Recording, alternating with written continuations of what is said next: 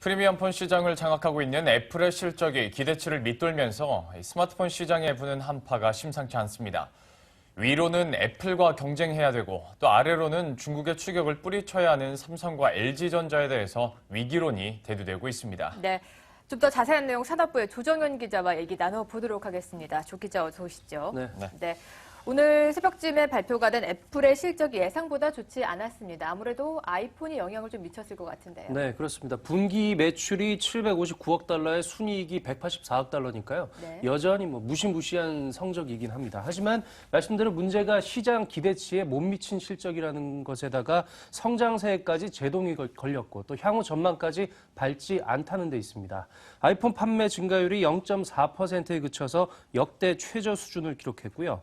애플은 올 1월부터 3월까지 매출이 작년보다 감소한 500에서 530억 달러에 그칠 걸로 예상을 했습니다. 애플이 이렇게 공식적으로 마이너스 성장 전망을 내놓은 게 13년 만에 처음 있는 일입니다.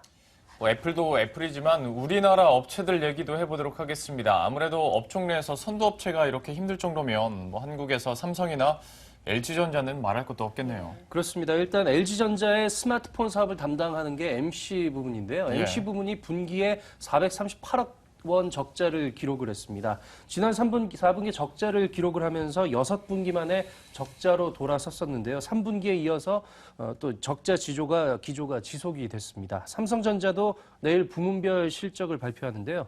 스마트폰을 맡는 IM 부문이 전분기보다 15% 이상 감소한 한 2조 원 선의 영업이익에 그칠 걸로 예상이 되고 있습니다. 네, 그동안 이 스마트폰 부분에서 큰 폭의 성장을 이뤄졌는데 애플도 그렇고 삼성전자나 다 같이 이 제동이 걸린 것으로 봐도 좋겠죠. 네, 시장 조사 기관들도 이 스마트폰 시장의 성장에 그 큰 정체, 제동이 걸렸다고 지금 발표를 하고 있습니다. 일단 IDC는 지난해 스마트폰 시장 전망률이 9.8%에 그쳐서 처음으로 한 자릿수 성장을 기록했다고 밝혔고요. 가트너도 올해 출하량이 2.6% 증가에 그칠 걸로 내다봤습니다.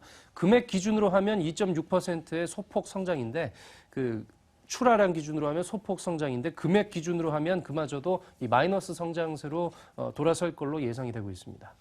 이렇게 돼가고 있는 이유에 대해서도 한번 분석을 해봐야 될 것 같습니다. 앞서 말씀을 해주신 것처럼 시장 자체는 이제 정체가 되고 있는데 이 안에서 후발주자들의 좀 놀라운 선전이 있다 보니까 기존 업체들이 아무래도 좀 피해를 볼 수밖에 없겠네요. 그렇습니다. 후발주자라고 하면 역시 중국 업체들이고요. 네. 대표적인 중국 업체 이 3대장으로 하면 화웨이, 레노버, 샤오미 이런 업체들이 꼽히고 있습니다. 네. 일각에서 시장 조사 기관들은 이 중국의 스마트폰 판매량이 올해는 전 세계 스마트폰 판매량의 거의 절반을 차지할 거다. 이런 전망까지 나오고 있는 상황입니다. 이 애플을 필두로 해서 치열하게 벌어졌던 혁신 경쟁도 최근에는 이 스마트폰들이 비슷비슷한 어떤 모양새를 보이다 보니까 이 혁신 경쟁에도 좀 제동이 걸린 그런 상황이면서 이 후발 주자인 중국 업체들과의 차별화 요소도 점점 적어지고 있는 그런 상황입니다.